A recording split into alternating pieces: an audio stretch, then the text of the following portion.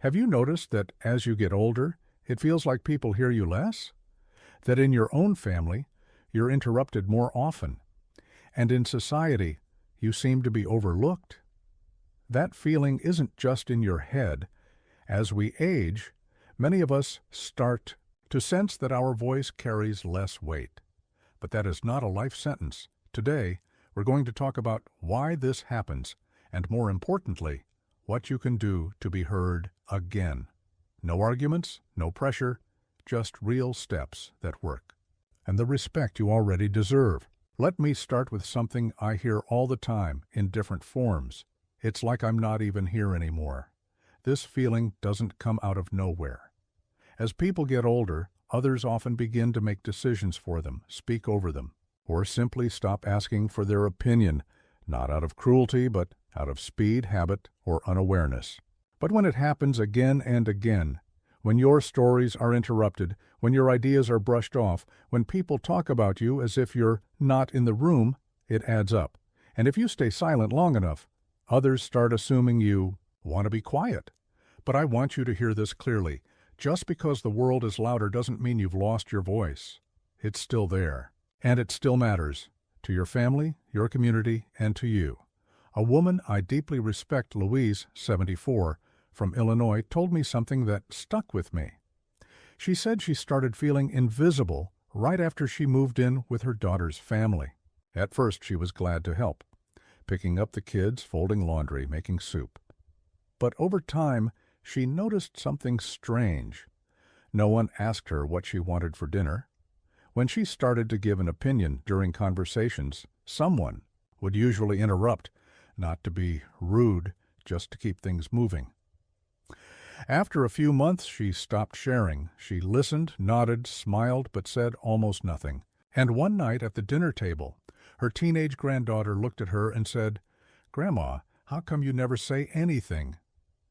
Louise told me that moment hit her like a brick, not because her granddaughter was wrong, but because she realized she'd started erasing herself to make things easier for others. We talked about small ways to step back in, not by demanding space, but by gently reminding people that she still had things to say. She started practicing simple phrases, like, "Can I add something?" or "I'd like to share what I think." And she noticed something. When she used those soft cues, people stopped and listened. Not always perfectly, but often enough. And little by little, she came back into the room, not as a helper, not as background, but as herself. One of the most helpful ways to rebuild your presence is to ease back in with clear but kind statements. You don't need to argue or raise your voice. It's just to reclaim a little space. Try saying, "May I share a thought?" or "That reminds me of something I've learned." These are small signals that you're still here, still thinking, still participating. You don't need to be loud to be heard. You need to be willing. And when you speak with calm, honest presence, people feel it. You are not invisible. You are part of the conversation. And the moment you believe that, others start believing it too. Another thing I see quite often is how memories, instead of connecting people, sometimes push them apart. As we grow older, our memories become more vivid, more detailed, and often more cherished. But the way we share them can shape how they're received. When younger people hear the phrase, "back in my day," they often brace for comparison or criticism, even if that's not what we intend. What starts as a story meant to offer insight ends up sounding like a complaint, and that makes others tune out. The real issue isn't that your experiences don't matter, it's how they're framed. If your memory feels like a mirror held up to shame someone, they'll pull away. But if it feels like a bridge, something to help them understand, cope, or feel seen, they'll lean in. The truth is, your experience holds incredible value, but people connect with it more deeply when it comes as support, not correction. I once worked with a man named Frank, 77, from Texas. He had a big, warm personality and plenty of stories from his days running a small hardware store in a town that no longer even had one. He loved telling stories, to his grandkids, to neighbors, to anyone who'd listen. But lately, he told me, people weren't really listening. His grandson would pull out his phone, his daughter would change the subject, and even his wife sometimes said, "You've told that one already." Frank felt dismissed. He started getting defensive and even more persistent, retelling the same memories but louder. We had a long talk about why that was happening. I asked if he'd ever tried shifting his stories from what used to be better to what might help someone now. He looked skeptical, but agreed to try. A week later, he told his grandson, "When I was figuring out how to run the shop, I learned that writing things down helped me focus. Want me to show you how I did it?" And for the first time in months, the boy put down his phone.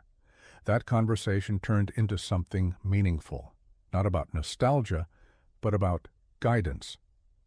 Frank realized he didn't need to prove that the past was better, just that the past had tools worth passing on. What often helps is turning memory into mentorship. Instead of saying we didn't do that back then, try, "Here's something I learned that might help you now." This shifts the focus from comparison to contribution, and that's something people of any age are more open to. Your past isn't a weight, it's a map. And someone near you might be walking a path you already know. Your memory, when offered with care, can light the way. You don't have to lecture to lead. You just have to be generous with the wisdom you've earned. Something I remind people often is this: feeling useful doesn't require doing something big. Small contributions can bring deep meaning. As we grow older, it's not uncommon to feel like your role is shrinking. After retirement, after kids leave home, after daily routines slow down, the space that used to be filled with responsibilities and requests can go quiet. And when no one seems to need you for anything, it's easy to start thinking you've become unnecessary. But here's the truth. Usefulness isn't measured by size. It's measured by presence. Even one small action, repeated with care, can make you feel purposeful again. In fact, studies show that older adults who feel like they contribute, even in modest ways, have better mental health, sharper memory, and a stronger sense of connection. Being needed is more than a feeling. It's a psychological anchor. I'll never forget Mary, 80, from New York. She had been a school teacher for over 30 years, deeply involved in her community and always surrounded by people. But after she retired, things changed. She didn't go out as much, and when the pandemic hit, she stopped entirely. She told me that during that time, days would pass without her speaking to anyone. Her children lived in other states, and the neighbors were polite but distant. "No one needs anything from me anymore," she said one day during our call. That sentence landed heavy. So we talked about what she missed, not the work itself, but the feeling of being helpful, of seeing someone grow or smile because of her. I suggested she reach out to the family next door. They had 2 young kids struggling with reading. Mary was hesitant at first. She didn't want to intrude. But one afternoon she offered to help them with homework just once. That once turned into a weekly reading hour on the porch. Then it became a ritual. The kids started looking forward to it. The parents began stopping by to chat. And Mary, little by little, stepped back into the world. Not as a teacher with a full classroom, but as someone who mattered to someone else. That's all it took. What often helps is choosing one small way each week to be of use. It might be calling someone who lives alone. It might be baking something.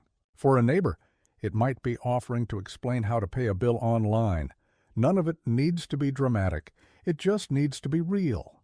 That action, however quiet, says, "I'm still connected." You don't need a crowd to make an impact.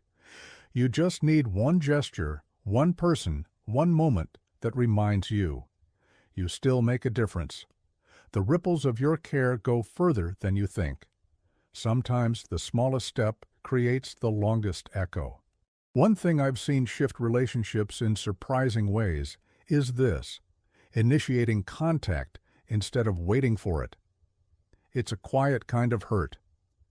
When people stop reaching out, not because they don't care, but because they assume you're fine or that you'll speak up if you need anything.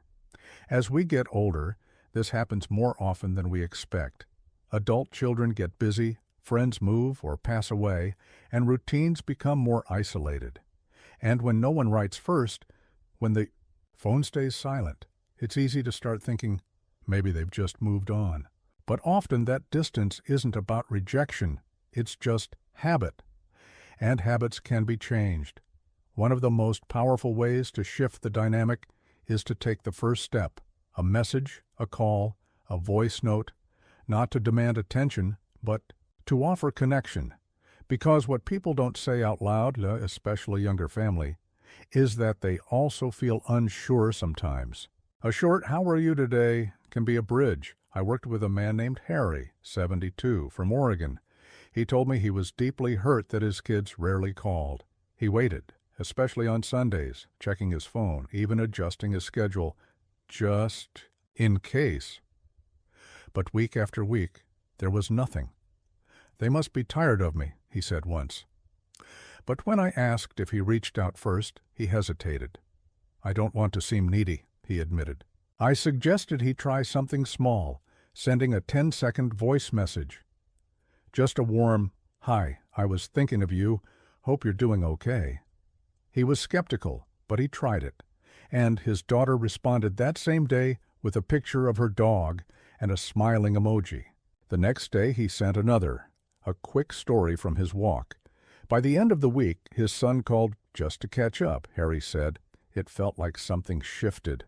Not dramatically, but enough to remind him his voice still mattered. He realized that connection doesn't always come from waiting. Sometimes it comes from gently offering presence. One of the simplest ways to bring warmth back into your relationships is to take on one reverse contact per day. Just one. A call, a photo, a short message, something light, personal, and consistent. Don't wait for the perfect moment. Create the moment with something real. Your voice doesn't have to be loud to mean something. Its strength is in the fact that it's still here, steady, warm, alive. Every time you speak, even softly, you remind others you're not in the past. You're here, and your presence still matters. One thing that changes how people see you and how you see yourself is staying curious. Keep learning and let people see it. There's something powerful about growth, no matter your age. But when people think you've stopped changing, they start interacting with you differently, more as someone to take care of and less as someone with momentum. It's not always intentional. It's just how the human brain works. We respect activity, even small activity, because it signals engagement, energy, and interest in life. When older adults continue to explore, adapt, and try new things, even little ones, it changes how others perceive them. You're no longer just part of the past. You become a living, evolving presence. And most importantly, it changes how you feel about yourself. Learning stimulates the brain, lifts your confidence, and reminds you that you're still shaping your story, not watching it from the sidelines. One of the best examples I know is Sylvia, 76, from California. She told me she used to feel like an observer in her own family. Her grandkids talked about games she didn't understand. Her daughters sent videos she couldn't open. She felt left out, but also afraid to ask for help. She didn't want to feel slow. But one day, after missing her grandson's birthday Zoom call because she couldn't get it to work, she'd had enough. She asked her neighbor's son to show her the basics. It took 20 minutes. From there, she started, practicing on her own. She scheduled a call with her daughter to test it. Then she called a friend across the country. Then another. A month later, she started showing her friends at the community center how to join Zoom meetings. She told me, "Now they ask me to explain things. It feels good to be the one who knows how." Sylvia didn't just learn Zoom. She reminded everyone, including herself, that she's still active, still sharp, still present. What often helps is picking one small thing to learn each month. Not a big challenge, just something fresh. How to record a voice note, how to send an emoji, how to follow a recipe online. And once you do it, share it, mention it, show it. When people see you growing, they respond differently, with more curiosity, more respect, and more warmth. You're still writing your story. And just because some pages are written doesn't mean the next one can't surprise you. New doesn't mean young. It means alive, and you still are. Fully. What helps you feel heard? Share your thoughts in the comments. Your experience might offer comfort to someone else. If you'd like to keep receiving calm, respectful, and helpful advice, subscribe to the channel and hit the bell. We're right here with you. You are not forgotten. You haven't lost your value. You can still change your family, yourself, and even the world. Sometimes you just have to gently remind them, with calm, with truth, from the heart.